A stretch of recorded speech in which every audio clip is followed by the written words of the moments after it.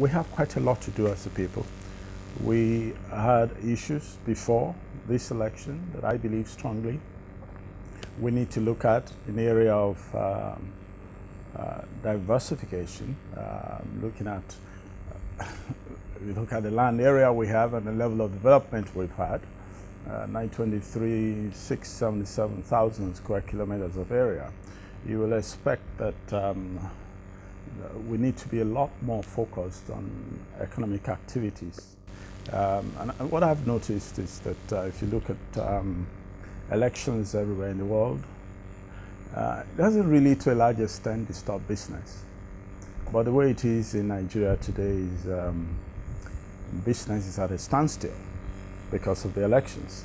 So I think that unless we can begin to separate politics from economics and permit economics to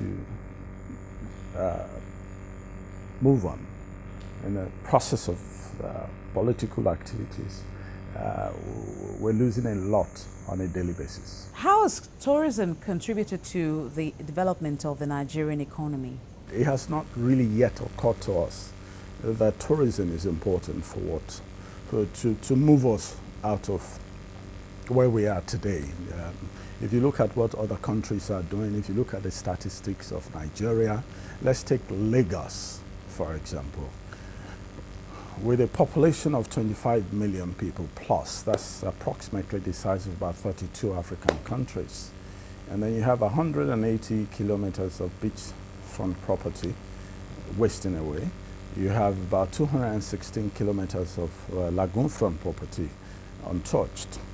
And then you have a primary target market audience within the Lagos metropolis of about 25 million people for domestic tourism that could travel from Victoria Island to Lekki if there are resorts and there are recreational facilities there for them to enjoy.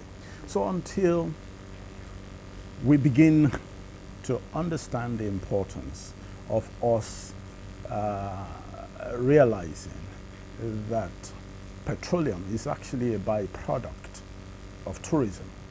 I'll give an example. It takes you, let's look at agriculture, for example. Let me go back to agriculture for 1 second. It takes you approximately 3 years because of mechanized farming. Before it used to be 4, 5, 6 years. But now within 3 years, you can get a ton of cocoa. A ton of cocoa today is about 2.2, approximately $2,200, I think. And that is what a tourist will come to your hotel or to a resort and spend in 3 days. So if we can concentrate on tourism, it will give birth to so much. Dubai have done it. We can look at that template where they decided that, wait a minute, let's focus on tourism. They have approximately 70 kilometers and they're approximately 650,000 indigenes. They brought in about 4.2 million people to help them with their diversification in the area of tourism, and they built all kinds of infrastructure. They get between 20 to 25 million tourists per year. Now, when you do travel, you eat double what you eat when you're at home. So if you have 25 million visiting a particular environment, then you're looking at 50 million people eating. You know what that would do for your agriculture.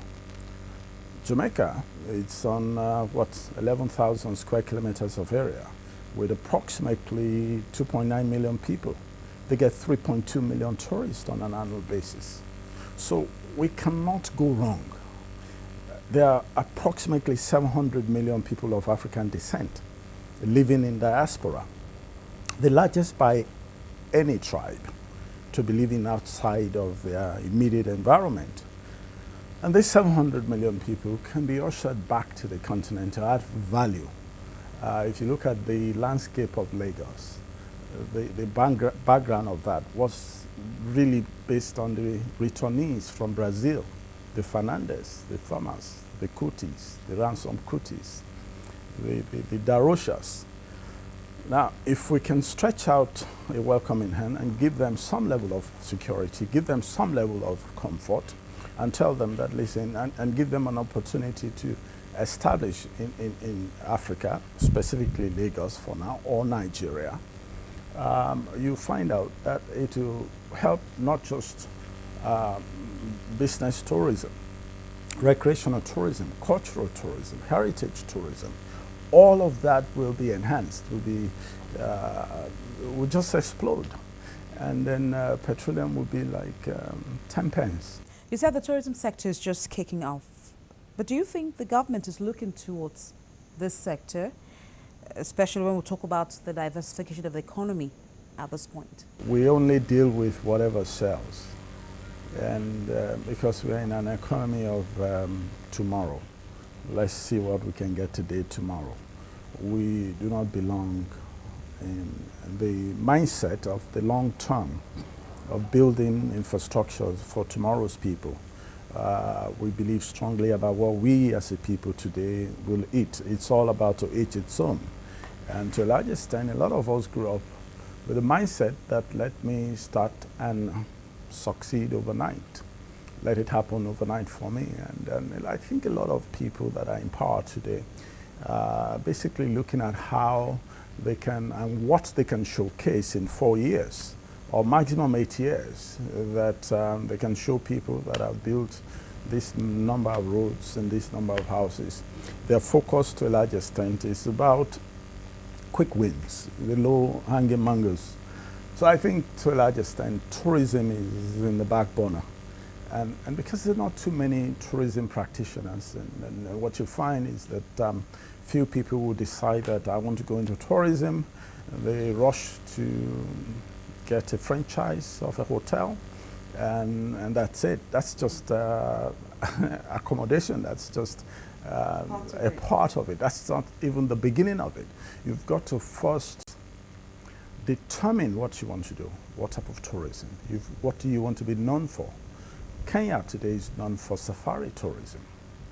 South Africa, to a large extent, the bulk of tourism is business tourism, safari, and some other things. But if you want to now, as Africa's biggest warehouse of culture, with 240 cultures spread over 923, 677,000 square kilometers of area, nobody can compete with Nigeria when it comes to cultural tourism.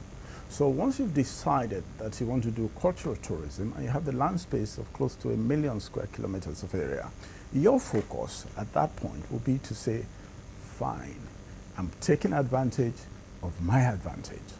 And the way I'll do that is focus on ecotourism, focus on cultural tourism. So they have not found that.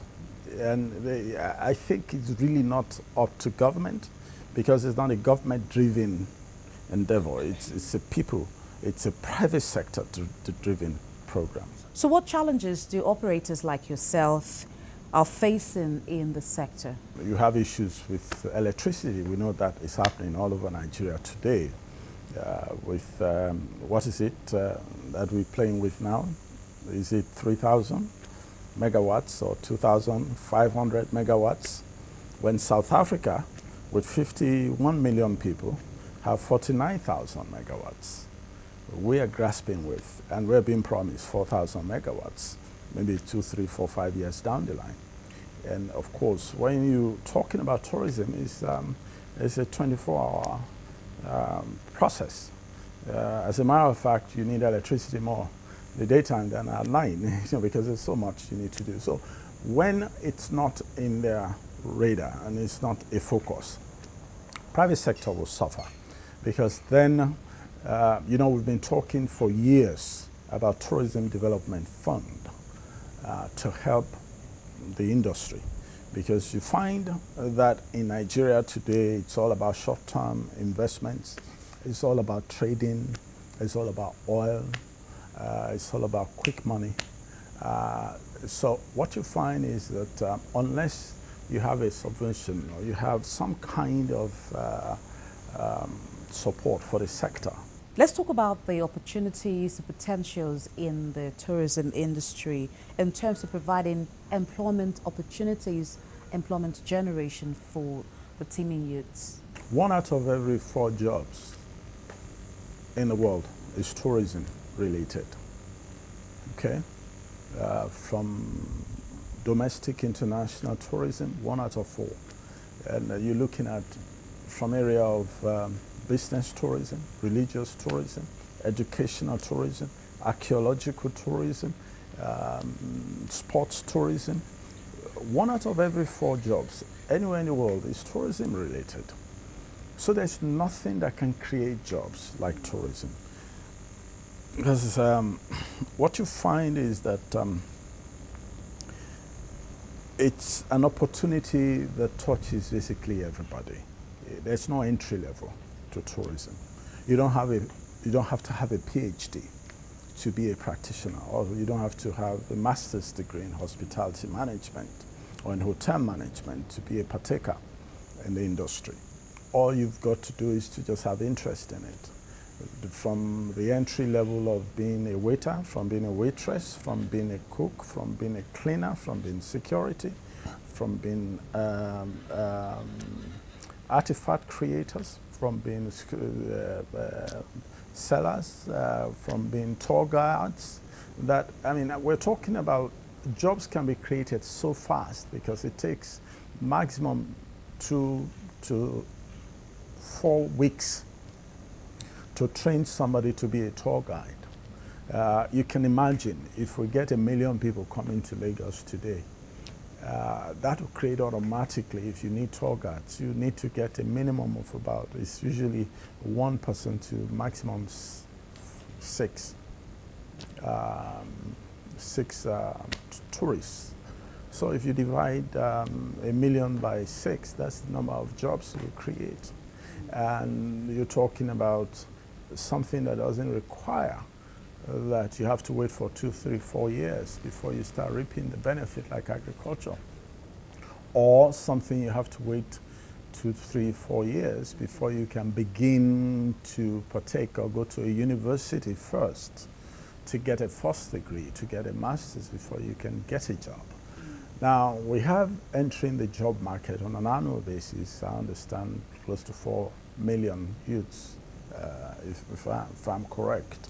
Now, the only thing that can get employment from the rural areas, from the local government, 74 local governments, is tourism. I'd like to say thank you at this point, Dr. Wale Akinboboye, for speaking with us. Thank you.